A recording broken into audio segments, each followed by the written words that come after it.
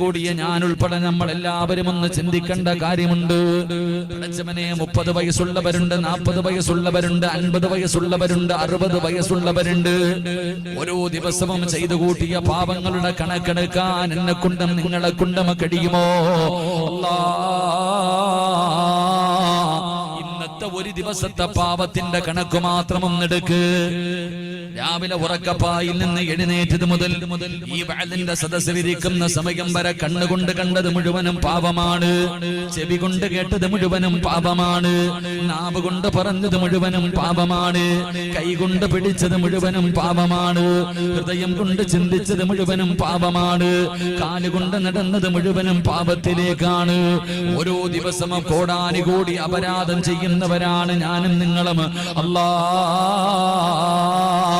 ഇതിനെ കുറിച്ചെല്ലാം നാളെ പടച്ചറപ്പിന്റെ പരലോകത്തേക്ക് കടന്നു ചെല്ലുമ്പോൾ അല്ലാഹുവിന്റെ പ്രവാചകൻ സ്വല്ലല്ലാഹു അലൈഹി വസല്ലമ തങ്ങൾ അവിടെന്ന് പറയുകയാണ്, നാളെ ഇസ്രാഫീൽ എന്ന മലക്ക് സൂറെന്ന കാഹളത്തിലൂതുമ്പോൾ ഖബർ വെട്ടിപ്പൊളിച്ചിട്ട് പട്ടിയുടെയും പന്നിയുടെയും കഴുതയുടെയും പേപ്പട്ടിയുടെയും പിൻതാരങ്ങളിൽ കുടികുത്തി വെച്ച് ഇടഞ്ഞും നടന്ന കുഷ്ഠരോഗിയെ പോലെ ഉകുതുമലയോളം വലിപ്പമുള്ള വയറ് വലിച്ചുകൊണ്ട് 41 വിഭാഗത്തിൽ അല്ലാഹുവിന്റെ പ്രവാചകന്റെ സമുദായം നാളെ ഖബറിന്റെ അകത്ത് നിന്ന് എഴുന്നേറ്റ് നാളെ പടച്ചറപ്പിന്റെ പരലോകത്തേക്ക് മൃഗങ്ങളെ നയിച്ചു കൊണ്ടുപോകുന്നത് പോലെ അല്ലാഹുവിന്റെ മലക്കുകളെ നമ്മളെ കൊണ്ടുപോകുന്ന ഒരു ദിവസം വരാനുണ്ടല്ലോ. അല്ലാഹുവിന്റെ കോടതിയിലേക്ക് കടന്നു ചെല്ലുമ്പോൾ ഒരു മനുഷ്യനും അവിടെ ഔറത്ത് മറച്ചിട്ടില്ല, ഒരാളും വസ്ത്രം ധരിച്ചിട്ടില്ല, ഒരാളും ചെരുപ്പ് ധരിച്ചിട്ടില്ല. എല്ലാവരും തലതാട്ടി പിടിച്ചുകൊണ്ട് ഭയന്ന് വിറച്ചുകൊണ്ട് പടച്ചറപ്പിന്റെ കോടതിയിലേക്ക് കടന്നു പോകുമ്പോ അല്ലാഹുവിന്റെ റസൂൽ അവിടെന്ന് പറഞ്ഞു, ആയിഷ, എല്ലാവരും നഗ്നരായിട്ടാണ് നാളെ കോടതിയിലേക്ക് കടന്നു പോകുന്നത്. ആയിഷ ബീവി റളിയല്ലാഹു തആല അൻഹ അവിടെന്ന് ചോദിക്കുന്നു, നബിയേ, യാ റസൂലല്ലാഹ്, അല്ലാഹുവിന്റെ പ്രവാചകരെ, പരസ്പരം ആണുങ്ങളും പെണ്ണുങ്ങളും ഔറത്ത് കാണില്ലേ നബിയേ? അല്ലാഹുവിന്റെ റസൂല് പറഞ്ഞു, ഇല്ല ആയിഷ, ഇന്ന് ഞാനും നിങ്ങളും ഒരു പെണ്ണിന്റെ ശരീരത്തിൽ എവിടെയെങ്കിലും ഒരൽപഭാഗം അതാ തുറന്നിരുന്നാൽ നോക്കാൻ എനിക്കും നിങ്ങൾക്കും വല്ലാത്ത ഉത്സാഹമാണ്. എങ്കിൽ എന്റെ പ്രിയപ്പെട്ട ചെറുപ്പക്കാരാ, 18 വയസ്സുള്ള ഒരു പെണ്ണ് ഉടുതുണിയില്ലാതെ നിന്റെ മുന്നിലൂടെ നടന്നു പോയാൽ നീ നാളെ നോക്കില്ലടാ, നിനക്കതിന് കഴിയില്ലടാ, നിനക്കതിനുള്ള ധൈര്യമില്ല. അതുകൊണ്ട് അല്ലാഹുവിന്റെ പ്രവാചകൻ പറയുന്നു, നാളെ പടച്ചറപ്പിന്റെ പരലോകത്ത് അല്ലാഹുവേ, തലയുടെ മുകളിൽ സൂര്യൻ ഉദിച്ചു നിൽക്കുന്ന ദിവസമുണ്ടല്ലോ. ഇന്ന് ലക്ഷക്കണക്കിന് കിലോമീറ്ററുകൾ മുകളിൽ നിൽക്കുന്ന സൂര്യന്റെ ചൂട് സഹിക്കാൻ കഴിയുന്നില്ല. ഉച്ച സമയത്ത് ചെരുപ്പില്ലാതെ റോഡിലൂടെയും നടക്കാൻ കഴിയുന്നില്ല. എങ്കിലും നാളെ നിന്റെ തലയുടെ തൊട്ടുമുകളില് ഒരു സുറുമക്കോലിന്റെ വലിപ്പത്തിൽ നിന്റെ തലയുടെ മുകളില് സൂര്യൻ വന്ന് ഉദിച്ചു നിൽക്കുന്ന ഒരു ദിവസമുണ്ടല്ലോ. അന്ന് ചെമ്പിന്റെ തലയിൽ ചെരുപ്പിടാതെ നിൽക്കുന്ന ഒരു ദിവസമുണ്ടല്ലോ. മുത്തുനബി അവിടെന്ന് പറയുന്നുണ്ട്, അല്ലാഹുവേ, ചൂടുള്ള നാളുണ്ട്, ഖിയാമം നാളാ, ചുരുക്കി പറഞ്ഞാൽ എന്തു ഹാലാ ചൂടാ, വൻദോഷ വണ്ടിയോ മായി വരുന്നേ കാളാ, ക്ഷീണത്തിനാൽ ഒലിക്കുന്നതാണേ ഈള, സുഹൃത്തുക്കളെ തിളയ്ക്കുന്നതാണേ മൂള. പടച്ചവനെ, തലച്ചോറ് തിളച്ചിട്ട് മുഖത്തുകൂടെ ഒലിച്ചിറങ്ങുന്ന ദിവസമാണ്. ജനങ്ങൾ വിയർപ്പിന്റെ അകത്ത് ഇങ്ങനെ മുങ്ങുകയാണ്. അല്ലാഹുവേ, ആ ഭയാനകമായ ദിവസമുണ്ടല്ലോ, ഒരാളും നിന്നെ തിരിഞ്ഞു നോക്കാത്ത ദിവസം. യൗമ യഫിറുൽ മർഉ മിൻ അഖീഹി വ ഉമ്മിഹി വ അബീഹി വ സ്വഹിബതിഹി വ ബനീഹി. വാപ്പയോ ഉമ്മയോ ഭാര്യയോ മക്കളോ കൂടപ്പറപ്പോ കുടുംബക്കാരോ കൂട്ടുകാരോ നിന്റെതെന്ന് കരുതിയവർ മുഴുവനും നിന്നെ കൈയൊഴിയുന്ന ഒരു ദിവസമുണ്ടല്ലോ.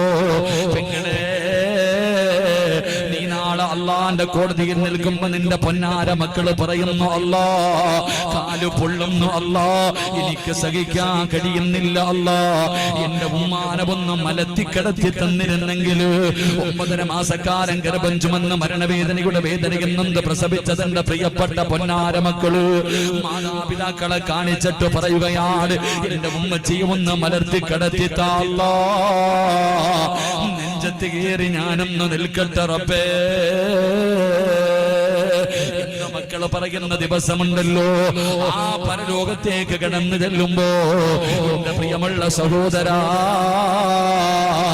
ഈ ചെയ്ത് കൂട്ടിയത് മുഴുവനും നീ അല്ലാഹുവോട് പറയേണ്ടവനല്ലോ. ഈ ദുനിയാവില് ചെയ്തു കൂട്ടിയത് മുഴുവനും അല്ലാഹു പിടിച്ചു നിർത്തിയിട്ട് എണ്ണി എണ്ണി ചോദിക്കുന്ന ഒരു ദിവസമില്ലേ? എന്തേ മറന്നുപോയത്? എന്തേ മറന്നുപോയത്? ഈ ദുനിയാവില് ചെയ്തത് മുഴുവനും, ഞാൻ ചെയ്തത് മുഴുവനും നാളെ അള്ളാന്റെ കോടതിയിൽ വെച്ച് ഈ സിറാജിനെ പിടിച്ചു നിർത്തിയിട്ട് അല്ലാഹു ചോദിക്കുമെന്ന് അല്ലയല്ലേ പറഞ്ഞത്? വതഖൂ യൗമന തുർജഊന ഫീഹി ഇലല്ലാഹ്. എടാ സിറാജേ, നീ എവിടെ പോയാലും, ഈ ലോകത്തിന്റെ ഏത് മൂലയിൽ നീ പോയാലും, നീ എത്ര ഉയരങ്ങളിലെത്തിയാലും അവസാനം ഒരു ദിവസം എന്റെ മുന്നിൽ തന്നെ നീ തിരിച്ചു വരേണ്ടവനാടാ. ഇതല്ലയല്ലേ പറഞ്ഞത്? അതുകൊണ്ട് ഈ രാത്രി ഒരുമിച്ച് കൂടിയവരോട് എനിക്കൊന്നേ പറയാനുള്ളൂ. മഹാനായ പ്രവാചകൻ നബി മുഹമ്മദ് മുസ്തഫ സല്ലല്ലാഹു അലൈഹി വസല്ലമ തങ്ങൾ പറഞ്ഞു, ഹസിബൂ